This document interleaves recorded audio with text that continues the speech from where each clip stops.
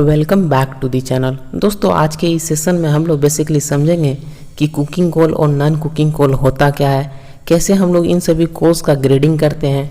आप लोग जनरली सुने होंगे कि हम लोग कोल का G1 से G17 तक ग्रेडिंग करते हैं, तो किस बेसिस पे इसका हम लोग ग्रेडिंग कर रहे हैं इसको देखेंगे। साथ ही साथ इसका ग्रेडिंग करने का जो वैल्यू है उसको भी हम लोग बाहर के ढंग से समझने का कोशिश करेंगे। दोस्तों अगर आपको यह वीडियोस इन्फॉर्मेटिव लगती है तो डेफिनेटली अपने दोस्तों के साथ इसे शेयर भी करें। काफ़ी सारे ऐसे स्टूडेंट होते हैं जिनको कि अगर पूछा जाए कि कुकिंग कोल का डेफिनेशन बताओ तो वो यहाँ तक बता नहीं पाते। मेरा मोटिव यही है कि मैं आपको हर एक टॉपिक पे कमांड आपको करवा दूं ताकि आपको अगर कोई भी क्वेश्चन करे तो आप उसका आंसर इजीली दे पाओ। दोस्तों यदि आप चैनल पे पहली बार आए तो मेक श्योर चैनल को भी सब्सक्राइब करें। आइए हम लोग समझते हैं यहाँ से अपने इस स्लाइड को। दोस्तों आपका जो कोयला है ना, वो उस कोयला में बहुत सारे केमिकल्स कॉम्पोजिशन से वो मिलकर बना होता है। जैसे केमिकल कॉम्पोजिशन का कहने का मतलब है कि उस कोयले के अंदर में आपका मॉइस्चर कंटेंट होता है, एस कंटेंट होता है, सल्फर कंटेंट होता है। तो ये सभी जो चीज़ें हैं वो उसको हम लोग बेसिकली केमिकल कॉम्पोजिशन कहते हैं। तो इसी सब चीज़ों के कारण ही आपका कोयला का फॉर्मेशन होता है। तो बेसिकली हम लोग क्या करते हैं कि कोयला में अगर उसके मॉइस्चर और आपका उसमें एस परसेंटेज, यानी कि उस कोयले के अंदर में कितना आपका मॉइस्चर प्रेजेंट है और कितना आपका एस प्रेजेंट है, इसी के बेसिस पे कोयले को दो क्लासेस में डिवाइड किया गया है। एक होता है आपका कुकिंग कोल और दूसरा होता है नॉन कुकिंग कोल। यहाँ तक आपने समझा कि मैंने यही बताया आपको कि जो कोयला है ना, जो आप यहाँ पे इस कोयला को देख रहे हो, इस कोयले के अंदर में काफ़ी इम्प्यूरिटीज़ होते हैं। जैसे आपका सल्फर हो गया, इसमें मॉइस्चर होता है, ऐश होता है।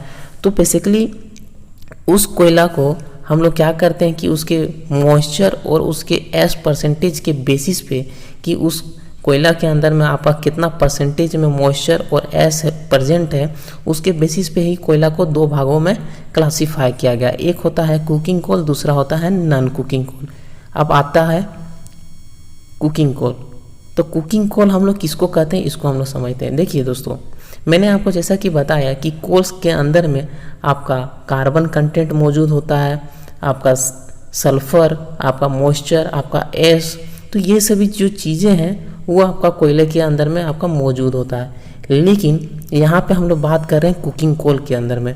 तो कुकिंग कोल के अंदर में वैसा कोयला जिसके अंदर में आपका कार्बन कंटेंट बहुत ज़्यादा होता है और आपका मॉइस्चर जो कंटेंट है वो कम है, अगर आपका सल्फर कंटेंट कम है, तो बेसिकली उस तरह के कोयले को हम लोग कुकिंग कोल के कैटेगरी में रखते हैं और उसी को हम लोग कुकिंग कोल कहते हैं।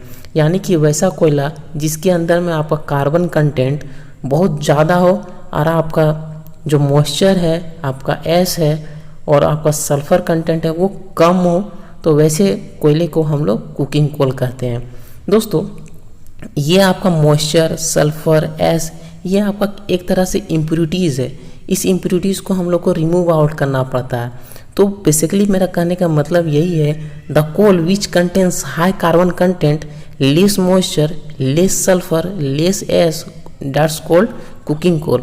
और ये जो कुकिंग कोल है ना, उसको आपको बेसिकली स्टील प्लांट में ही यूज किया जाता है।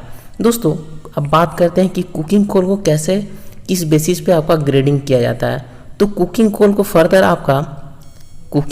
फर्दर आपका एस के परसेंटेज पे, यानी कि वो जो कोयला है उसमें आपका कितना एस परसेंटेज है, उसके बेसिस पे कुकिंग कोल को ग्रेडिंग किया गया है। अब आता है कि कैसे हम लोग ग्रेडिंग करते हैं। तो यहाँ पे इस सेक्शन में आपको ग्रेडिंग का आपको कॉलम दिख रहा होगा।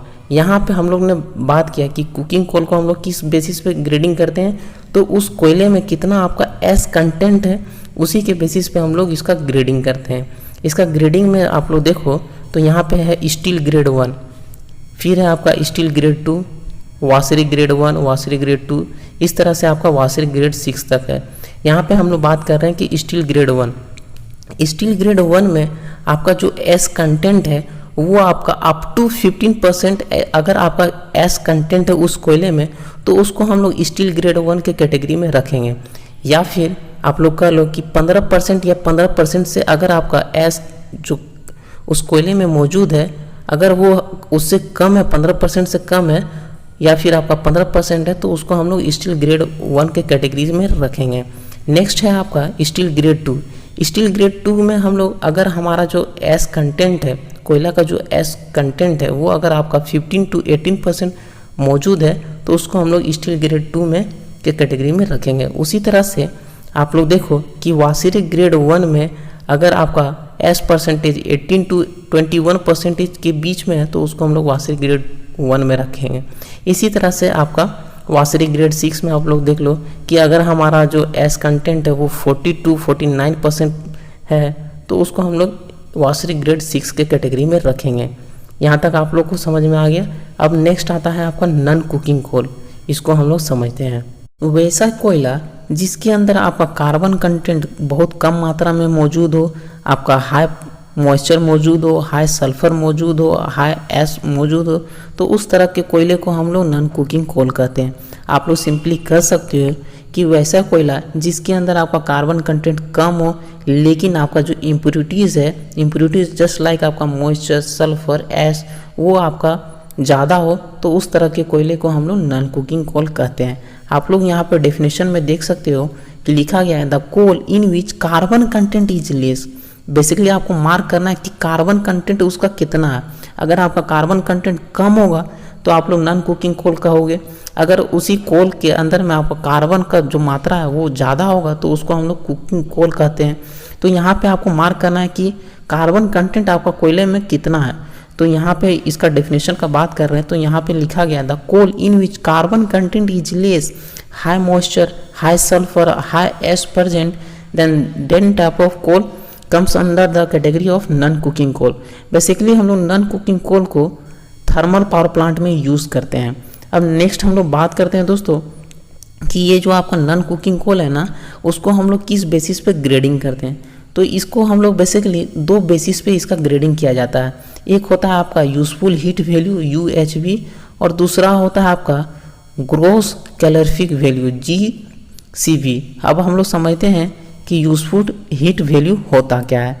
ऐसा हीट यानी कि वह हीट जिसको हम लोग यूजफुल में ले रहे हैं, यानी कि ऐसा हीट जब हम लोग कोल का कंबशन कराते हैं जिसका हम लोग प्रॉपर तरह से यूज़ कर रहे हैं। नेक्स्ट आता है आपका GCV यानी कि ग्रॉस कैलोरीफिक वैल्यू, यानी कि जो हमारा कोल है उसके अंदर जितना हीट प्रोड्यूस हो रहा है वह सारा हीट को हम लोग मेज़र करते हैं। यानी कि जब हम लोग उस कोल को कंबशन कराते हैं तो आपका H2O का फॉर्मेशन और वहाँ पे स्टीम का फॉर्मेशन होता है लेटेंट हीट एब्जॉर्ब करके। तो जो हमारा कंबशन पूर्वक है उसको हम लोग रूम टेम्परेचर पर ठंडा करके मेज़र करते हैं कि टोटल हीट कंटेंट उसका कितना है, तो उसको हम लोग ग्रॉस कैलोरीफिक वैल्यू कहते हैं। नेक्स्ट आता है दोस्तों कि हम लोग जो यूजफुल हीट वैल्यू है और जो आपका ग्रॉस कैलोरीफिक वैल्यू है इसका हम लोग ग्रेडिंग कैसे करते हैं इसको हम लोग समझते हैं। दोस्तों गवर्नमेंट ऑफ इंडिया के द्वारा यूजफुल हीट वैल्यू का जो फॉर्मूला निकालने का एक आपका फॉर्मूला दिया गया कि इस तरह से आप लोग यूजफुल हीट वैल्यू का जो परसेंटेज है, जो कंटेंट है, उसको आप लोग निकाल सकते हो। तो फॉर्मूला में लिखा गया है कि useful to find out the useful heat value is equal to 8900 यानी कि 8900 minus 138 bracket ash plus moisture present. दोस्तों अगर आपको सिंपली अगर मैं आपको यहाँ पे एग्जांपल के तौर पर बात करूँ तो आपको कैसे निकालना है यूजफुल हीट वैल्यू, तो मैं आपको बताता हूँ कि आप लोग क्या करो कि बेसिकली आप लोग जो कोयला है उस कोयला का जो मॉइस्चर है और जो एस है उसको आप लोग कितना मौजूद है उस कोयले में उसको आप लोग पहले डिटरमाइन करो। सपोज अगर यहाँ पे हम लोग बात करते हैं कि एक कोयले के अंदर में हम लोग एग्जांपल के तौर पर ले रहे हैं कि एक कोयले के अंदर में आपका एस और जो मॉइस्चर है वो आपका 10% आपका मौजूद है। तो जब ये आपको मिल गया कि एस और मॉइस्चर आपका 10% है तो आप लोग को क्या करना है कि इस सिंपली इस फॉर्मूला के अंदर में आपको उसको पुट कर देना है, यानी कि 8900 माइनस 138 इंटू 10। अब इसको आप लोग कैलकुलेट कर लोगे तो एक वैल्यू आएगा। उस वैल्यू को आप लोग बेसिकली क्या करना है कि आपको देखना है कि आपका इस रेंज पे आ रहा है। अगर आपका उस वैल्यू अगर आपका इस रेंज में आएगा तो जिस रेंज में आएगा तो उसको हम लोग उस ग्रेड में रखते हैं। तो बेसिकली यहाँ पे आपको दिख रहा है कि यूजफुल हीट वैल्यू के बेसिस पे हम लोग ग्रेडिंग आपका ए से जी तक किया गया है, ए से जी तक किया गया।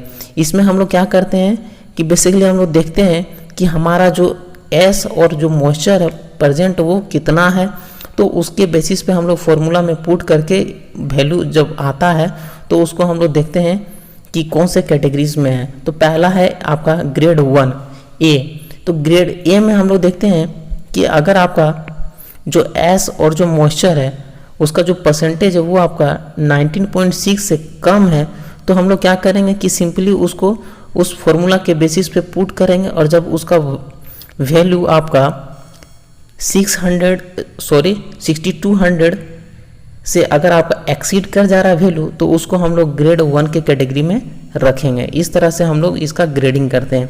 आप लोग को सिंपली क्या करना है कि आप लोग को ये डिटरमाइन और आपको ये ध्यान में रखना है कि जो हम लोग ग्रेडिंग कर रहे हैं ना वो किस बेसिस पे हम लोग कर रहे हैं, और आपको जो कुकिंग कोल का है ग्रेडिंग वो कहाँ से कहाँ तक होता है, नॉन कुकिंग कोल का यूजफुल हीट वैल्यू के अनुसार आपको ग्रेडिंग कितना से कितना है। यानी कि आपको सिंपली पूछ दिया जाए कि नॉन कुकिंग कोल को हम लोग यूजफुल हीट वैल्यू के बेसिस पे ग्रेडिंग कितना से कितना किया गया, तो आपको बोलना है कि ग्रेडिंग इसमें ए से लेकर जी तक किया गया है।